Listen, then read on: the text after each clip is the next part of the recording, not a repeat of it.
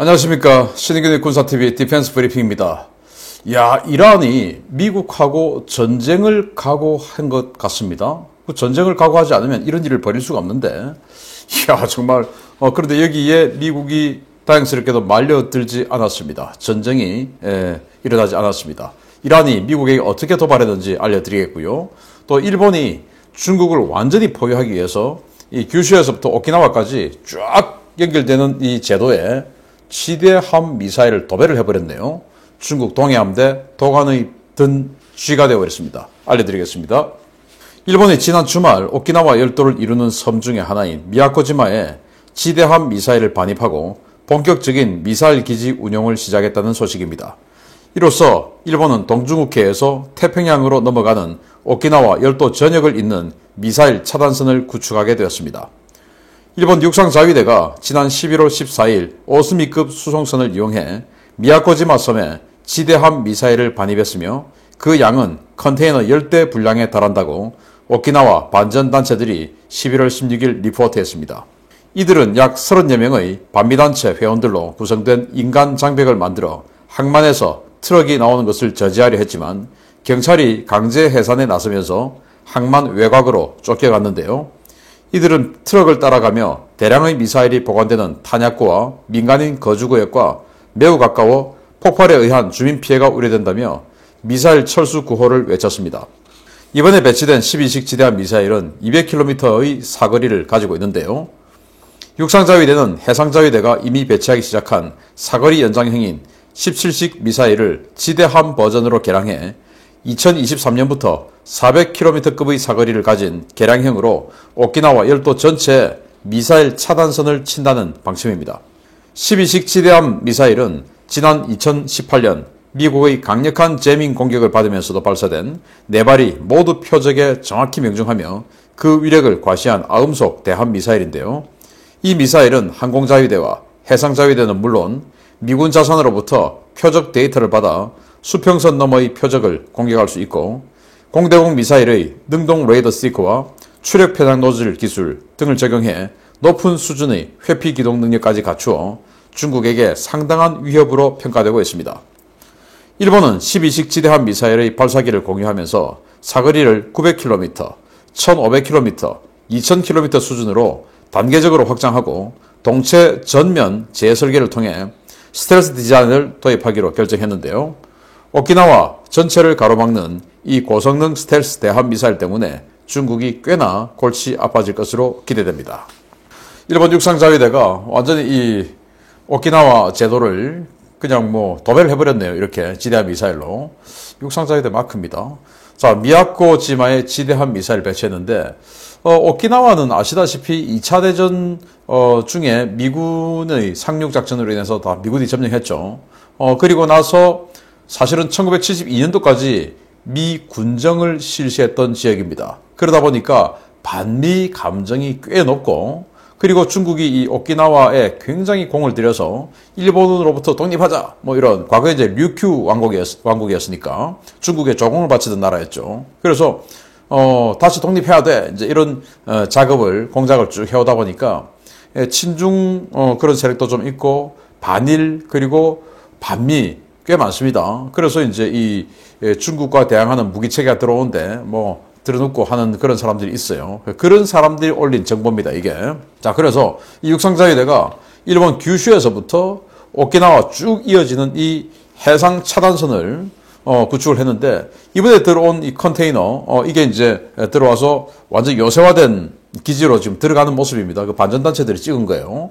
그래서 여기 유계화된 진지가 있고 여기에서 수직 발사되니까 발사할 때는 이렇게 쑥 나와서 여기서 쏩니다. 컨테이너가 지금 들어가고 있죠. 이제 이런 모습들을 반전단체들이 찍어서 인터넷에 올렸고 그래서 일본의 해상 차단선을 한번 보게 되면 규슈 구마모토 그리고 중간으로 내려와서 아마미 오시마 그리고 오키나와 미야코시마 이시가키 이런 식으로 해서 이 지역에 5개의 지대함 미사일 기지를 만들었습니다. 물론 여기 이시가키, 미야코지마 다 이런데 또 공군기지까지 지금 만들게 되죠. 그래서 전투기까지 이제 배치를 하고 앞으로 F-35B 그리고 F-15J 이런 것들 지금 배치한다고 하죠.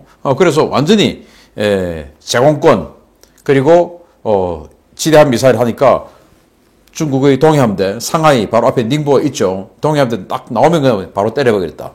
그래서 이 12식 지대함 미사일은 지금 현재는 사거리가 200km예요. 최대 사거리가. 그런데 여기 이제 빨간색으로 표시된 여기 이 표시가 200km 사정거리. 그런데 지금 개량을 해서 2023년도부터 불과 뭐 1년 여 남았죠.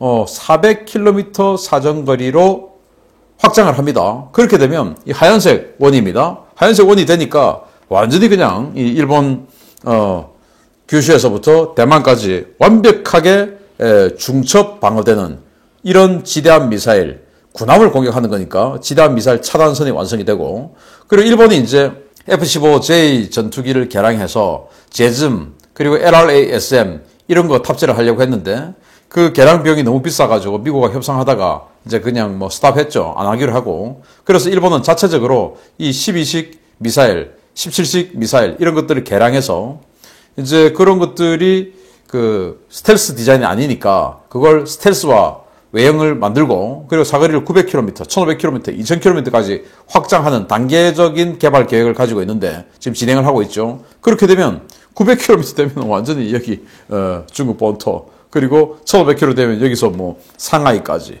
2000km 되면 완전히 중국 거의 전역, 이런 식으로 지금 타겟권에 들어오니까 중국의 군함은 앞으로 일본은 이런 차단선에 의해서 이제 1500km, 2000km까지 되면 이 중국의 북해함대, 칭다오에 있죠. 북해함대도 꼼짝 못하는 이런 상태가 되겠는데 완전히 도간에 든 쥐가 되어버렸네요.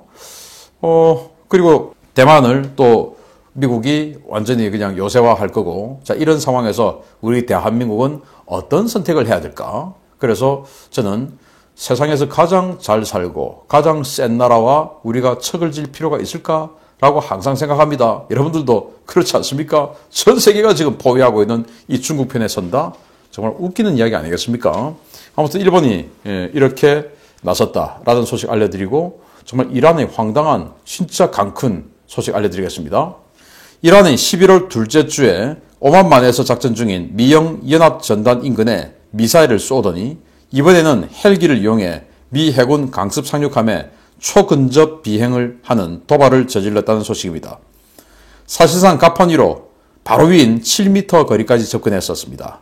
현재 오만만 인근에서 작전 중인 미 해군 SX 강습 상륙함에 이란 해군 헬기가 근접 비행을 실시했으며, 이 때문에 미 국방부가 이란 정부에 공식 항의했다고 존 커비 미 국방부 대변인이 현지 시각 11월 15일 밝혔습니다. 커비 대변인은 SX 강습 상륙함은 지난 11월 8일 오만만 일대에서 영국 퀸 엘리자베스 항모 전단과 연합훈련을 마치고 페르시아만에서 작전 중이다 라며 국제법을 준수하며 항해하던 SX함이 이란 군용 헬기가 25피트, 약 7.6m 거리까지 접근했다 라고 밝혔습니다. 미 국방부는 이란 헬기는 최저 고도 3m, SX와의 거리 7.6m까지 접근하며 SX함을 3바퀴 선회했는데 이는 안전하지도 않고 전문적이지도 않은 비행이다 라고 비판했습니다. 커비 대변인은 브리핑장에서 할 이야기는 아니지만 우리 해군에는 교전 규칙이라는 것이 있다. 우리 지휘관은 잠재적인 위협에 대처할 수 있는 권한을 가지고 있으며 이번 상황은 비록 아무 일 없이 끝났지만 앞으로 이런 일이 더 발생할 경우에 상황 확대와 위험에 대한 우려를 감수해야 할 것이다 라고 경고했습니다. 한편 이란은 SNS 계정을 통해 헬기 내부에서 촬영한 영상을 공개했는데요. 적성국 항공기가 이 거리까지 접근하면 근접 방어 화기가 발포하게 되어 있는데 이란의 도발에도 불구하고 현장 지휘관이 침착하게 잘 대응한 것 같다라는 평가가 쏟아지고 있습니다. 미 해군의 4만톤급 강습 상륙함이죠. 와스프급 강습 상륙함 SX. 여기에 지금 F-35B를 탑재할 수 있는 개량 작업은 다 마쳤고, 그런데 지금 앞으로 아직 뭐 F-35B가 좀 부족하니까 현재는 해리어 수직인 착륙 전투기가 탑재되어 있고 오스프리, 그리고 슈퍼스텔리온 헬기 이런 것들이 탑재되어 있는 그런 강습 상륙함입니다. 최근에 퀸 엘리자베스 항공모함하고 이 지역에서 듀얼 캐리어 연합훈련을 하고 그거 할 때 이란이 이 지역 인근에다가 순항미사일, 지대함 순항미사일 쏘았죠. 물론 뭐 바로 위협적으로 쏘는 것은 아니고 110km까지 접근해 있는 상황에서 훈련하고 있었는데 200km짜리 쏘았으니까 이건 뭐 우리가 마음먹으면 니들 쏠 수 있는 거야 라는 것을 과시한 것이죠.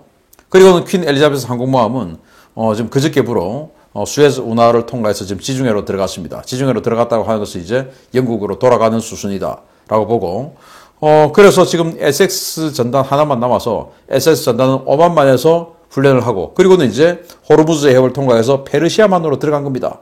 아마도 곧 이따가 뭐 바레인에 있는 오함대 사령부 들어가서 휴식 좀 하겠죠. 이제 그렇게 들어갔는데 지금 이렇게 UH-1 과거 팔레비 국왕 시절에 샀던 UH-1 타고 와서 초근접 비행하면서 휴대폰으로 사진 동영상 찍어서 그걸 SNS에 공개한 겁니다. 공개한 거 보니까 이렇습니다. 그래서 휴대폰 얼마나 와이드입니까? 휴대폰으로 봤을 때 이 정도 같으면 완전히 근접 비행한 거죠. 그래서 미 국방부 발표에 따르면 7.6m까지 접근했다. 그 상태에서 이 250m짜리 강습 상륙함을 3바퀴를 돌았다. 어마어마하게 오랫동안 지금 도발한 겁니다. 제발 나 좀 쏴줘. 제발 나 좀 쏴줘. 안 쏠 거냐? 쏴! 하고 이제 한 겁니다. 그런데 이제 이 동영상 공개한 걸 보니까 이 후면에 있는 이 펠링스네요. 펠링스가 딱 사실은 이 헬기 쪽으로 포신을 돌려야 되는데 총신을 안 돌리고 있어요. 그 여기 램이 있습니다. 램도 사실은 이 헬기 쪽으로 딱 미사일 발사구를 쫙 돌려야 되는데 안 돌리고 있어요. 그 말은 함장이 통제하고 억제하고 있는 겁니다. 그 억제 안 하면 그냥 돌아가는 것이죠. 돌아가면 더 도발적으로 되는 것이고, 저는 이란이 이걸 할 때 지금 헬기가 나 제발 격추 좀 시켜주세요 라고 하는 그런 액션을 취하고 있는데, 이거 할 때 그냥 한 건 아니다. 그래서 호르무즈 해협 맞은편에 페르시아만 맞은편에 이란 이 지상에 있는 어마어마하게 쫙 깔려있는 지대한 미사일들, 이거 완전히 포문 개방해놓고 그냥 막 시커 그냥 다 가열시켜놓고 언제든지 발사, 이거 그냥 SX 격침시켜버리려고. 그래서 야 니들이 우리 헬기 격추했잖아. 그래서 우린 자위권 차원에서 반격이야 해가지고 한번 붙어보자. 그래서 진짜로 SX를 격침하려는 그런 차원에서 일부러 나 좀 때려줘요 라고 하는 그런 자극을 한 것 같은데, 이란이 너무 강한 불장난을 한 것 같습니다. 그런데 이제 함장이 넘어가지 않았어요. 그런데 이 존 커비 미 국방부 대변인은 해군 투스타 출신이에요. 해군 제독이죠. 당연히 함장도 하고 다 해봤겠죠. 그러니까 우리 현장 지휘관에 자유권 있어. 현장 지휘관이 판단할 수 있는 영역이 분명히 있어. 이번에는 넘어갔지만 다음번에도 넘어간다라고는 생각하지 마. 다음번에 정말 맞아 죽는다 라는 이제 경고를 했는데, 정말 어떻게 될지, 이란이 이 정도까지 강 크게 준비하고 도발할 줄 몰랐습니다. 마치겠습니다. 감사합니다.